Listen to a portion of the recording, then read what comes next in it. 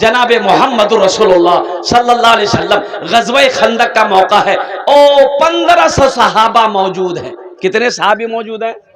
1500 सहाबा मौजूद हैं। ओ खंदक की खुदाई हो रही है, कड़ाके की ठंड है, पहनने को कपड़ा नहीं है, खाने को दाना नहीं है। एक सहाबी अल्लाह के रसूल सल्लल्लाहु अलैहि वसल्लम के सामने में आकर खड़ा हुआ, कहता है अपना पेट का कपड़ा उठाया, देखा एक पत्थर बंधा हुआ।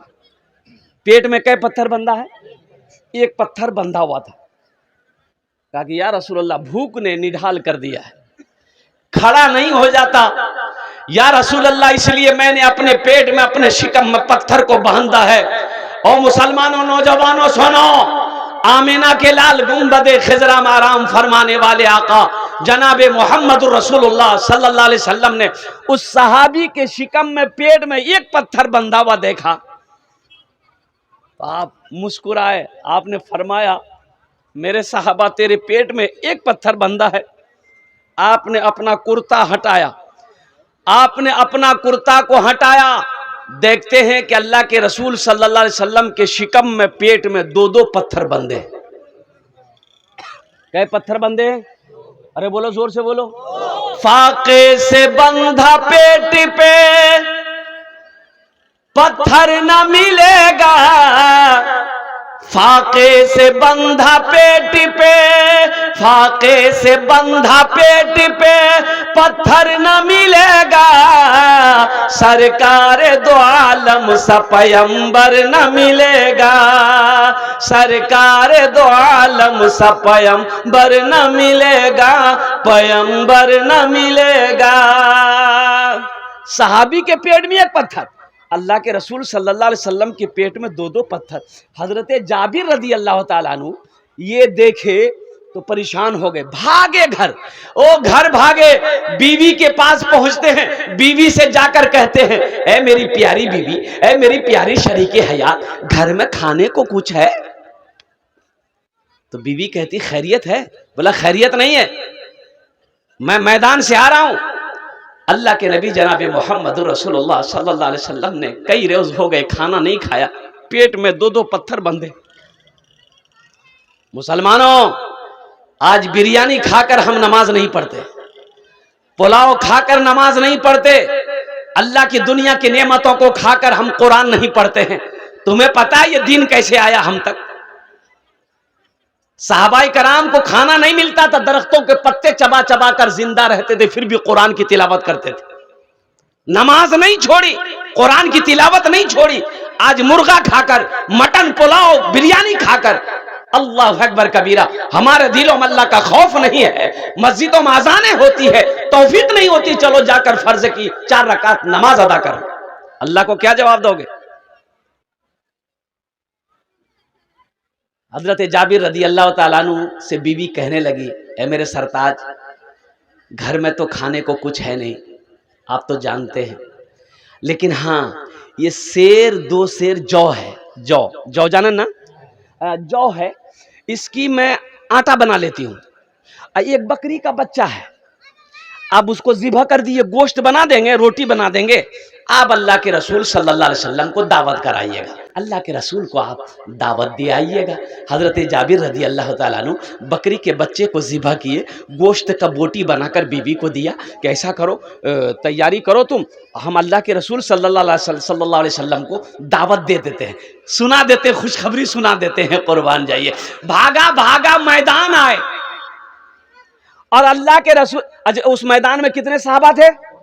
अरे जोर से बोलो। 1500, 250 और 1,500 सहाबा खुदाई कर रहे थे।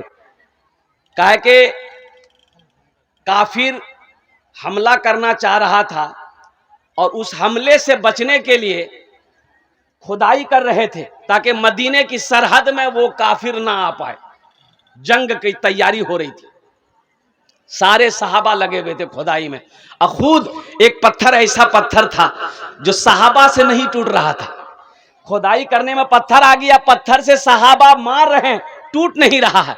और कुर्बान जाओ, मोजेज़ा देखो अल्लाह के नबी सल्लल्लाहु अलैहि वसल्लम का, कि सहाबा ने कहा या रसूल अल्लाह, ये पत्थर हम लोगों से नहीं टूट रहा है। तो अल्लाह के रसूल ने इरशाद फरमाया, लाओ हथौड़ा लाओ, मैं तोड़ू। और कुर्बान जाओ। लिए और जैसे ही मारे पत्थर कई हिस्सों में बट गया। अरे सुभान अल्लाह बोले तो माशाल्लाह। दशत को चमन बना दिया, कांटों को गुलाब कर दिया। दशत को चमन बना दिया, कांटों को गुलाब कर दिया। दशत को चमन बना दिया,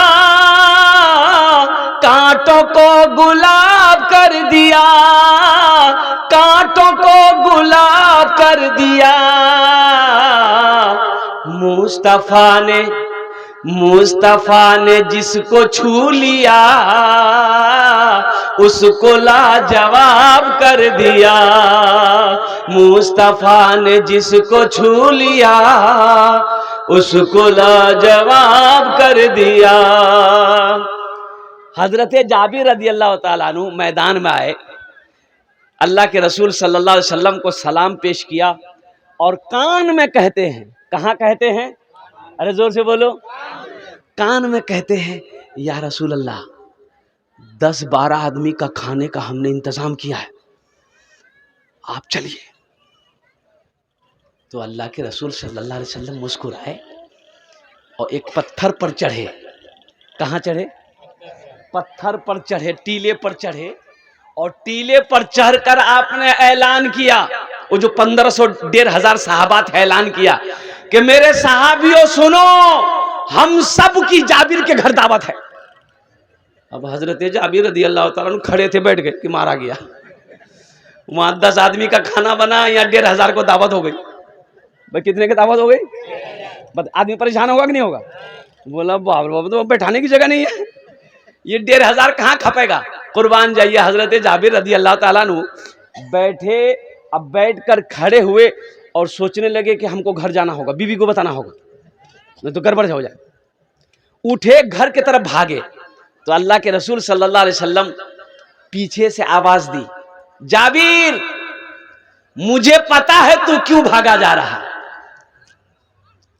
लेकिन जाबिर सुनो, जब तक मैं ना आऊं गोश्त की हांडी चूल्हे से नीचे ना उतारना, जब तक मैं ना पहुंचूं रोटी बनाना शुरू मत करना। अरे सुभान अल्लाह बोला था माशाअल्लाह। अल्लाह के रसूल सल्लल्लाहु अलैहि वसल्लम तमाम सहाबा के साथ हजरत जाबिर रदी अल्लाह ताला अन्हु के घर पहुंचे। लोआबे दहन लिए। लोआबे दहन जाने ना, थूक की बोले ना अपना लिए, गोश्त की हांडी में डाले, ढक्कन बंद करो। लोआबे दहन लिए, आटा में मिलाए, रोटियां बनाना शुरू करो। कुछ औरतों को बिठा दिया, रोटियां बनाओ। 10 आदमी, 20 आदमी, 15 आदमी, 25 आदमी, 30 आदमी, 50 आदमी, बैठते जाओ खाते जाओ, बैठते जाओ खाते जाओ। लोग बैठ रहे खा रहे, बैठ रहे खा रहे, खा के फारिग होते जा रहे हैं। खाते खाते 1500 सहाबा पेट भरकर शिकमशेर होकर खाना खा लिए। हजरत जाबिर रदी अल्लाह ताला अन्हु कहते हैं, जिसके घर में दावत थी कि सारे लोग खाना खा चुके, जब हम गोश्त की हांडी के ढक्कन को खोल कर देखे तो ये देखे कि जितना गोश्त पहले था उतना गोश्त अब भी मौजूद है। हाँ। और रोटी का आलम यही है कि आटा जितना गोंदा गया तो उतना आटा है मौजूद। अल्लाह के रसूल सल्लल्लाहु अलैहि वसल्लम ने इरशाद फरमाया, जाबिर इन हड्डियों को जमा करो। तो जो लोग गोश्त खाए थे ना, जो हड्डी बची थी, तो हजरत अल्लाह के रसूल सल्लल्लाहु अलैहि वसल्लम ने इरशाद फरमाया, जाबिर इन हड्डियों को जमा करो। तो हड्डियां जमा की गई।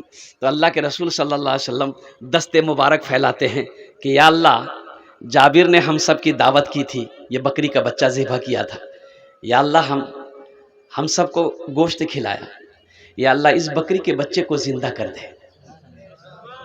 और नबी की दुआ हो, रद्द होगी? अरे बोलो भाई, रद्द होगी और कबूल हो जाए। ओ कुर्बान जाओ, नबी का दुआ मांगना था, रसूल का दुआ मांगना था, हबीब किबरिया का दुआ मांगना था। दुआ अर्श इलाही से टकराती है, अल्लाह कबूल फरमाता है। हजरत जाबिर रदी अल्लाह ताला अन्हु की वो बकरी का बच्चा जिंदा हो जाता है। तो अल्लाह के रसूल सल्लल्लाहु अलैहि वसल्लम इरशाद फरमाते हैं, जाबिर ये ले जा, ये ले जा, ये अपना बकरी का बच्चा भी ले जा, ये आटा भी ले जा, हम सबको मेरा अल्लाह ने खाना खिला भी दिया है, पानी पिला भी दिया है। इसलिए मुसलमानों, मेहमान का इकराम करो, मेहमान की इज्जत करो।